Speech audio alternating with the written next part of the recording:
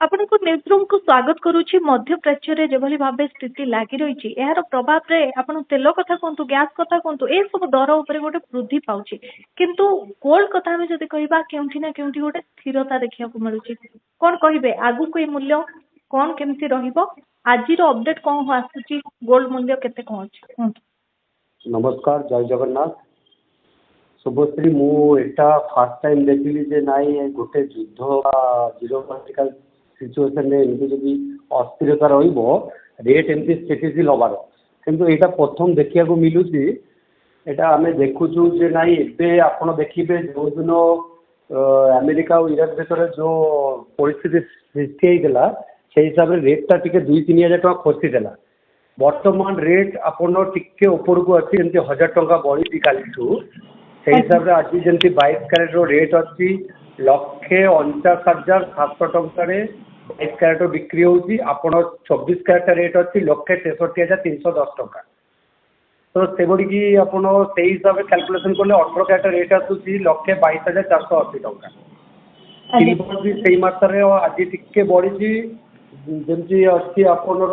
प्राय 2,88,000 टका किलो हिसाब से अच्छी आप तो यही हिसाब से आम एक्सपेक्ट करूँ नाई रेटा या रहा कथा नुह जेहेतु जो मैंने इन्वेस्टर से सेल करी प्रॉफिट बुकिंग करके बाय कर हिसाब से रेटा टिके टाइप स्थितिशील अच्छी आगू रेट बढ़ आम एक्सपेक्ट कर आगू रेट बढ़ बोली। अच्छा आपण कहते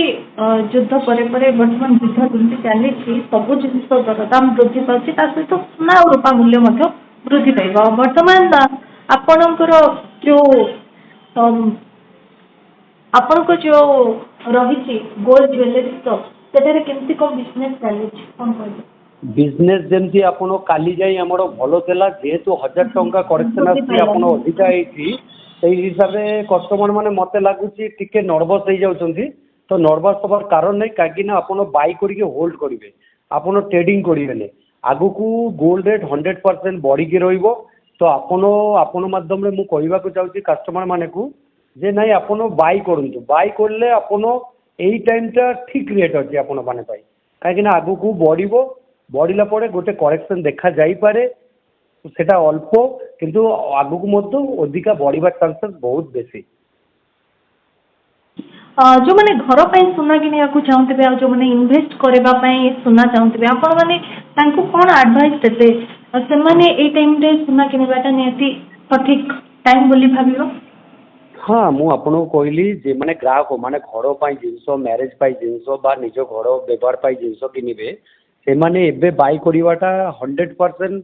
बहुत भलो टाइम आउ इन्वेस्टर माने मु कहबी टिके देखिकी करंतु कहीं गोटे करेक्शन आसीपे जोटा हूँ माने टिके लेवल कमी पारे तो से हिसाब से आपड़ टिके देखी चाहिए किनतु आउ बाकी जे माने धरतु घरे इन्वेस्ट करके तारा होल्ड करेंगे से तो ट्रेडिंग करेंगे इन्वेस्टर माने ट्रेडिंग करेंगे